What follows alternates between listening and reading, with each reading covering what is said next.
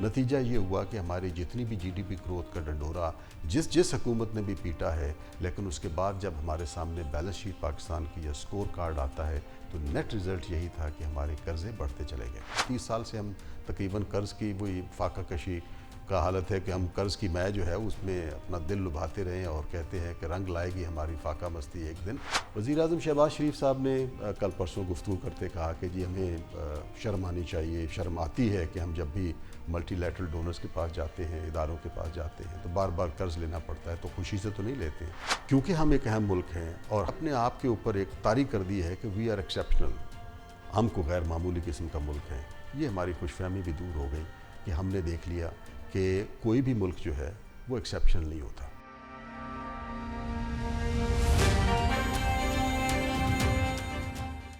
बिस्मिल्लाहिर्रहमानिर्रहीम। गोशवारा के दूसरे वीलॉग के साथ खालिद महमूद रसूल हाज़िर खिदमत है। उम्मीद है आप सब खैरियत से होंगे।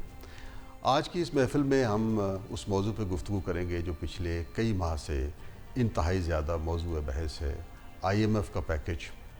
और उसके बाद फिर गुफ्तगू हम करेंगे कि ये जो हमारा एक मुआशी बहरान है पिछले 3 साल के दौरानिए का, इसमें काफ़ी सारी खुशफहमियाँ हमारी जो पॉलिटिकल एलीट की थी, उन खुशफहमियों का अंजाम भी हमारे सामने आया। तो पहले हम बात करते हैं IMF पैकेज के साथ। पाकिस्तान की मईशत अनफॉर्चुनेटली पिछले 20-25 साल से हम देख रहे हैं कि जब भी कोई हुकूमत जा रही होती है, कोई हुकूमत आ रही होती है, हम बैलेंस ऑफ पेमेंट के क्राइसिस में उलझ जाते हैं। बैलेंस ऑफ पेमेंट का क्राइसिस का मतलब ये है कि हमारी एक्सपोर्ट कम होती है, हमारी इंपोर्ट बहुत ज़्यादा होती है और उसका जो दरमियानी फ़र्क है वो हमारा एक बैलेंस ऑफ पेमेंट का क्राइसिस है। अब जो हमारा इकोनॉमिक स्ट्रक्चर है वो पिछले 20 सालों में इस तरह है कि हमारी जितनी भी जीडीपी ग्रोथ है वो उसका बहुत हद तक दारोमदार जो है वो कंजम्पशन के ऊपर है और अनफॉर्चुनेटली वो जो कंजम्पशन है वो सारी की सारी फ्यूल हो रही है या फंड हो रही है डेट के साथ। अब ये है कि हुकूमतें ये तो बड़े शौक़ और ज़ौक़ से बताती हैं कि जी हमारे दौर में इतना ज़्यादा जीडीपी ग्रोथ हो गई, लेकिन इसके साथ हम देखते यही हैं कि जो भी हुकूमत गुज़री है वो भले परवेज़ मुशर्रफ दौर की हुकूमत थी, शौकत अज़ीज़ उनके मुआशी जादूगर थे, उसके बाद पीपल पार्टी की हुकूमत 2008 में आई। उनके यहाँ आलम यह था कि मुआशी पॉलिसियों की इनकन्सिस्टेंसी का कि आधे दर्जन से ज़्यादा उन्होंने फाइनेंस सेक्रेटरी और मिनिस्टर ऑफ फाइनेंस 3 कम अज़ कम अपने दौर में भी बदले। उसके बाद फिर नून लीग की हुकूमत आई, उसके बाद फिर हमने 2018 के बाद PTI की गवर्नमेंट और उसके बाद फिर ये PDM की गवर्नमेंट। एक चीज़ जो इन तमाम गवर्नमेंट के जाने और आने पे मुश्तरक थी वो था बैलेंस ऑफ पेमेंट क्राइसिस। नतीजा ये हुआ कि हमारी जितनी भी जीडीपी ग्रोथ का डंडोरा जिस हुकूमत ने भी पीटा है, लेकिन उसके बाद जब हमारे सामने बैलेंस शीट पाकिस्तान की या स्कोर कार्ड आता है तो नेट रिज़ल्ट यही था कि हमारे कर्ज़े बढ़ते चले गए, नंबर 1। नंबर 2 ये है कि ये जो हमारे कर्ज़े बढ़ते चले गए, इकॉनमी का जो साइज़ है, इकॉनमी की जो अपनी स्ट्रेंथ है, उसमें उस अंदाज़ में इजाफ़ा नहीं हुआ। उसका नतीजा ये है कि हम पे कर्ज़ों के बोझ जो है बढ़ते चले गए। अब कैफ़ियत ये है, ये हमें सरप्राइज़ नहीं होना चाहिए, ये पिछले 15-20 साल से एक प्रोसेस जो है ना वो चल रहा है, जो ज़्यादा तेज़ी से हमारे सामने आया। यूँ तो 30 साल से हम तकरीबन कर्ज़ की वही फाका कशी का हालत है कि हम कर्ज़ की मै जो है उसमें अपना दिल लुभाते रहें और कहते हैं कि रंग लाएगी हमारी फाका मस्ती एक दिन। बट फैक्ट इज़ कि पिछले 20 सालों के दौरान में ये जितनी भी हुकूमतें गईं और आईं, ये कर्ज़ का जो बैलून है, ये गुब्बारा बढ़ता चला गया और ये गुब्बारा बिलाखिर किसी न किसी दिन फटना था और हमारे सामने ये गुब्बारा फटा। अब ये है कि खुदा करके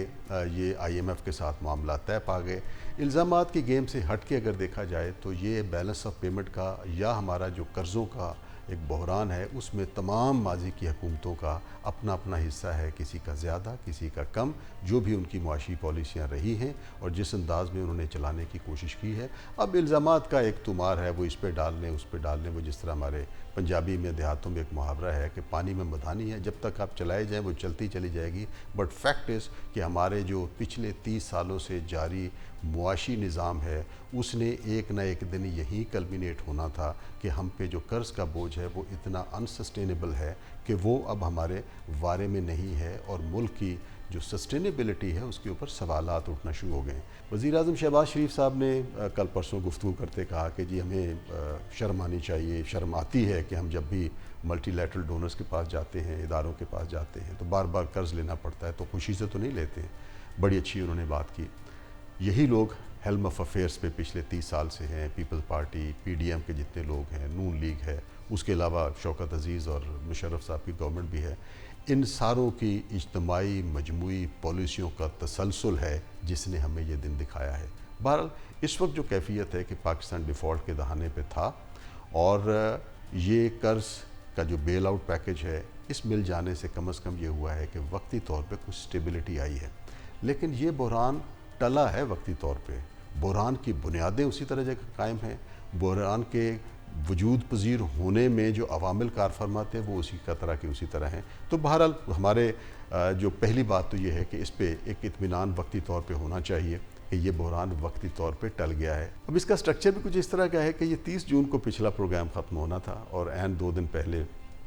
पीएम शहबाज शरीफ साहब और बाकी लोगों की एफ़र्ट्स के साथ ये पैकेज जो है ना वो बहरहाल मंजूर हुआ। सऊदी अरब जिसने $2 अरब के डिपॉजिट्स का वादा अप्रैल में किया हुआ था, वो इसी इंतज़ार में थे कि IMF की तरफ से उन्हें नोट मिले तो वो आगे चलें। अब क्योंकि IMF के साथ मामला तय हो गए हैं तो सऊदी अरब की तरफ से जो है वो भी डिपॉज़िट आ गया है, चाइना की तरफ से रोल ओवर भी आ गए हैं। तो एक्सपेक्ट यही किया जा रहा है कि वो जो पाकिस्तान ने प्रोग्राम सबमिट किया है $8 अरब के लगभग के फाइनेंसिंग गैप का IMF को, उसके मुताबिक जो कमिटमेंट्स हैं वो आ जाएंगी। तो वक्ती तौर पे ये बहरान टलता हुआ नज़र आता है। दूसरी बात ये है कि इसकी जो टाइमिंग है, जो स्ट्रक्चर है इसका नए पैकेज का और उसमें जो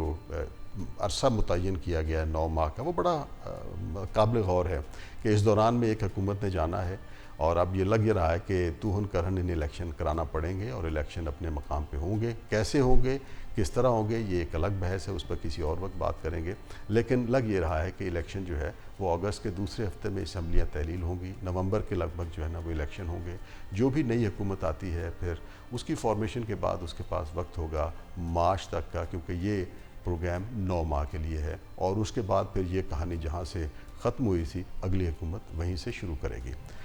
तो एक तो ये है कि ये पैकेज इस पे फ़ख्र की कोई बात नहीं, लेकिन इसने कम से कम वक्ती तौर पे वो जो अनसर्टेनिटी और बहरान की कैफियत है उसको डेफिनेटली ख़त्म करने में मुआवनत जो है वो की है। अब आते हैं हम दूसरी तरफ। हम हर चंद साल के बाद इसी तरह के बहरान का शिकार होते हैं। क्यों होते हैं? वजूहात इसकी बार बार माहिरीन भी बताते हैं, आपके भी इल्म में होंगी। मैं एक एतबार से समझता हूँ कि ये अनसस्टेनेबल था जो हमारा मुआशी निज़ाम का जो ढांचा तश्कील पाया है मिड 80 से ऑनवर्ड। ये सारे का सारा जो हमारा मुआशी निज़ाम है ये एक फरसूदा बेसिस के ऊपर जो है ना वो खड़ा हुआ है। अगर आप गौर करें कि मिड 80 से ऑनवर्ड आलमी सतह के ऊपर ग्लोबल इकोनॉमी में बड़ी तेज़ी से शिफ्ट आया है, उसमें नए ट्रेंड्स आए हैं, नई टेक्नोलॉजीज़ आए हैं। जो ग्लोबल ट्रेडिंग इन्वायरमेंट है उसमें बुनियादी तौर पे इनकलाबी तब्दीलियाँ जो आई हैं और उसमें हम देखते हैं कि 90s ऑनवर्ड 95 में अगर आपको याद हो वर्ल्ड ट्रेड ऑर्गेनाइजेशन का क्याम आया, उसके बाद एक रूल बेस्ड ट्रेडिंग इन्वायरमेंट पहली दफ़ा इस दुनिया में नाफिज हुआ और उसमें हमने देखा कि जो तरक्की याफ्ता या तरक्की पजीर मालिक थे जिन्होंने अपने आप को ग्लोबल ट्रेंड्स के साथ और ग्लोबल कंपटीशन के साथ इंटीग्रेट किया, अपनी इकॉनमीज़ को ऊपर किया, प्रोडक्टिविटी को इंक्रीज़ किया, इनोवेशन की तरफ गए, इंडस्ट्रियलाइजेशन की तरफ गए, सर्विसेज ऑफरिंग की तरफ गए, यानी हर एतबार से उन्होंने अपनी प्रोडक्टिविटी को इम्प्रूव किया और इंटीग्रेट किया इंटरनेशनल कंपटीशन के साथ। वो मुल्क जो है उन्होंने इसका फ़ायदा उठाया। अब मैं गुफ्तगू के आखिर में ये बताना चाहूँगा कि एक लिहाज से देखा जाए वो कहते हैं कि हर जो ख्यास होता है, बहरान होता है, उसमें कोई ना कोई खैर का पहलू भी आता है। ये जो हमारा मुआशी बहरान है इसमें मैं समझता हूँ कि चंद खुशफहमियाँ या गलत फहमियाँ जो फैलाई गई थी या हमारे एलीट ने पाल रखी थी या जिनका हमें बार बार बावर कराया जाता था, वो गलत फहमियाँ भी अपने अंजाम को पहुँची और दूर हुई। सबसे पहली एक बड़ी गलत फहमी ये थी कि नून लीग का ख्याल ये है कि उनसे बेहतर इकॉनमी को कोई नहीं समझता और उनके जो मुआशी जादूगर इसहाक डार साहब हैं वो जिस तरह इंटरनेशनल डोनर्स को और इंस्टीट्यूशंस को हैंडल कर सकते हैं और जो पॉलिसीज़ उनके पास हैं वो किसी के पास ये गिदड़ सिंगी है ही नहीं। उसका भी अंजाम हमने देख लिया कि at the end of the day जो एक ग्लोबल प्रैक्टिसेस हैं उसके मुताबिक उन्हें आना पड़ा और शुरू में जो उसका अंदाज़ था उनका हैंडल करने का कि बाहर रहते हुए मिफ्ता इस्माइल जो उनके बड़े अच्छे सुलझे हुए रिसोर्स भी थे वो भी इसी का शिकार हो गए। लेकिन अल्टीमेटली हमने देखा कि वो खुशफहमी भी दूर हो गई कि जब तक हम उस ग्लोबल ट्रेंड्स के ऊपर जो इकोनॉमिक स्ट्रक्चर और जो एक पैरामीटर्स हैं उस पे हम अपने आप को नहीं लाए तो IMF का पैकेज भी थ्रू नहीं हुआ। دوسری بڑی خوش فہمی نون لیگ کے حوالے سے یہ بھی ہے کہ ان کے دوست ممالک کے ساتھ بہت سارے دوست ممالک کے ساتھ بڑے ذاتی تعلقات ہیں، اور وہ اس طرح کے تعلقات ہیں کہ جب کبھی ضرورت پڑے گی تو وہ اربوں ڈالر جو ہے وہ آرام سے آ سکتے ہیں۔ وہ بھی خوش فہمی کا ہم نے انجام دیکھ لیا کہ یہ دوستیاں ضرور کام آتی ہیں، لیکن اس سے پہلے آپ کو اپنا گھر ٹھیک کرنا پڑتا ہے، آپ کو اپنی ٹانگوں کے اوپر کھڑا ہونا پڑتا ہے، آپ کو پانی کے اوپر کھڑا یا آپ کو صحرا کے اوپر ریت کے اوپر اگر آپ کھڑے ہیں تو کوئی کام نہیں آتا۔ تو وہ خوش فہمی بھی ہم نے دیکھ لی کہ اپریل میں کمٹمنٹ ہوئی تھی سعودی عرب کی طرف سے 2 ارب ڈالر کی ڈپازٹ کرنے کی، اس سے پہلے یو اے ای کی طرف سے، اس سے پہلے چائنا کی طرف سے، لیکن ان تینوں کا ایک سٹل میسج یہی تھا کہ پہلے آپ اپنے معاملات آئی ایم ایف سے طے کریں۔ آئی ایم ایف سے معاملات طے ہوئے ہیں تو ان کی طرف سے رول اوور بھی اور ڈپازٹس بھی آنا شروع ہو گئے۔ تو دوسری خوش فہمی یہ بھی اپنے انجام کو پہنچنی چاہیے کہ جن بھی دوست ممالک کے ساتھ آپ کے تعلقات ہیں وہ اپنے اپنے باہمی مفادات کے ساتھ بھی ہیں، اور دوسرا یہ کہ یہ جو ہمارا گلوبل آرڈر ہے، فائنینشیل آرڈر ہے، یہ اس کے پیرامیٹرز کے مطابق اگر آپ پرفارم کریں گے تو ویل اینڈ گڈ، نہیں کریں گے تو یہ ذاتی دوستیاں کام نہیں آتی۔ تیسری خوش فہمی من حیث القوم ہماری یہ دور ہوئی ہے، ہمیں یہ وہم ہے کہ پاکستان ایک بہت بڑا ایک ملک بھی ہے، ایٹمی طاقت ہے، اسلامک امہ کا ایک سب سے زیادہ انفلوئنشل ملک ہے، تو لہٰذا اگر ہم اکنامکلی پرفارم اچھا نہیں بھی کر رہے ہیں تو جب بھی کرائسس آئے گا تو ہم آئی ایم ایف کو دروازہ کھٹکھٹائیں گے، آئی ایم ایف ٹھکا ٹھک ہمیں جتنے بلین ڈالر کا پیکج چاہیے مل جائے گا، کیونکہ ہم ایک اہم ملک ہیں اور ہم نے اپنے آپ کے اوپر ایک طاری کر دی ہے کہ وی آر ایکسیپشنل، ہم کو غیر معمولی قسم کا ملک ہے۔ یہ ہماری خوش فہمی بھی دور ہو گئی کہ ہم نے دیکھ لیا کہ کوئی بھی ملک جو ہے وہ ایکسیپشنل نہیں ہوتا۔ جب تک ہم اپنے گھر کو ٹھیک نہیں کریں گے، اپنے ہاں اکنامک سٹرکچر کو ریوائز کر کے انٹیگریٹ نہیں کریں گے، اس میں ویلیو ایڈیشن نہیں کریں گے، اس میں انوویشن نہیں کریں گے، اس میں ٹیکنالوجی نہیں لے کے آئیں گے، اپنی انڈسٹری اور پروڈکٹیوٹی کو پروموٹ نہیں کریں گے، اپنی جو پالیسیز ہیں وہ پالیسیز کو جب تک ہم کمپیٹیٹیو نہیں بنائیں گے، شفاف نہیں بنائیں گے، رول بیسڈ نہیں بنائیں گے، کچھ نہیں ہونے والا، کچھ بھی نہیں ہونے والا۔ جن جن ملکوں نے ترقی کی ہے انہوں نے جب تک اپنے مشکل فیصلے نہیں کیے ہیں ترقی نہیں کر سکے۔ انڈونیشیا آپ دیکھیے کہ اسے بھی ہمارے ہاں کے جیسے سیاسی حالات کا سامنا کرنا پڑا تھا، لیکن پچھلے 25 سالوں میں جس انداز میں انہوں نے اپنے آپ کو گریجویٹ کیا ہے، ہمیں اسے سبق سیکھنا چاہیے۔ ہمیں سبق سیکھنا چاہیے کہ ویتنام نے کس طرح اپنے آپ کو ٹھیک کیا ہے، تو ہمیں اپنے آپ کو درست کرنے کی ضرورت ہے، اپنے ہاؤس کو ان آرڈر کرنے کی ضرورت ہے۔ ہمارے ہاں انرجی اور گیس سیکٹر کی اصلاحات کا پچھلے 30 سال سے تماشا بنا ہوا ہے، کر کے ہم نے کچھ نہیں دیا۔ پبلک سیکٹر انٹرپرائزز ہیں، آپ یہ دیکھ لیجئے کہ 700 ارب سے زیادہ کا نقصان ہر سال اس کا بھرتے ہیں، لیکن ہم اس کی اصلاح جو ہے نا وہ کرنے کو تیار نہیں ہیں۔ گردشی قرضے جو ہیں وہ بجلی کے اور گیس کے وہ اگین کھربوں ڈالر روپے تک جا چکے ہوئے ہیں۔ آج حالت یہ ہے کہ ہمارا بجٹ جو ہے وہ روپے ٹرم میں بڑھ ضرور رہا ہے، لیکن اگر دیکھا جائے تو اس میں سب سے زیادہ جو اس وقت اخراجات کا رقم ہے ہیڈ وہ جا رہی ہے آپ کی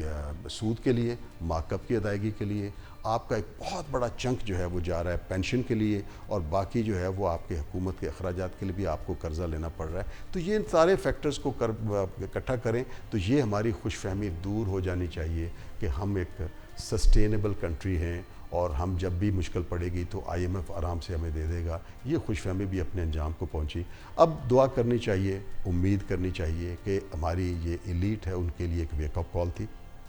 اور الیکشن اب سر پہ ہیں تو عوام کے لیے بھی یہ ہے کہ وہ اپنا فیصلہ کرتے ہوئے یہ دیکھیں کہ جس پارٹی کے پاس عملاً یہ صلاحیت ہے کہ وہ اس کمپلیکس اکنامک اور پولیٹیکل اکنامک سٹرکچر کو سمجھنے کی، اسے بدلنے کی قدرت رکھتی ہے، اسی کے اوپر انہیں بھروسہ کرنا چاہیے۔ اگر یہ میرے خیال کے مطابق ہمارے جو آنے والے مہینے ہیں، اور یہ بہت بڑا فیصلہ ہے جس میں اگلے 5 سال کی قیادت کا ہم عوام فیصلہ کریں گے، یہ فیصلہ اگر ہم صحیح کرنے میں کامیاب ہو گئے، اور اگر ہماری پولیٹیکل جو ایلیٹ کلاس ہے، رولنگ کلاس ہے، اس نے بھی کچھ تھوڑا بہت اپنے آپ میں تبدیلی کی کوشش کی، تو شاید ہم سرپائیو کر پائیں گے۔ ادروائز اندیشہ یہی ہے کہ جو ہم نے کرائسس قرضوں کے بڑھنے کا اور آئی ایم ایف کی بد اعتمادی کا اور انٹرنیشنل گلوبل اور فائنینشیل مارکیٹس کا ہم پہ جو ایک عدم اعتماد ہے، یہ بحران وقتی طور پہ ٹلا ہے، یہ بحران بہت جلد ہمارے دروازوں پہ دوبارہ بھی آئے گا، لیکن بہتری کی دعا ہے۔ آپ اپنا خیال رکھیے گا۔ خدا حافظ۔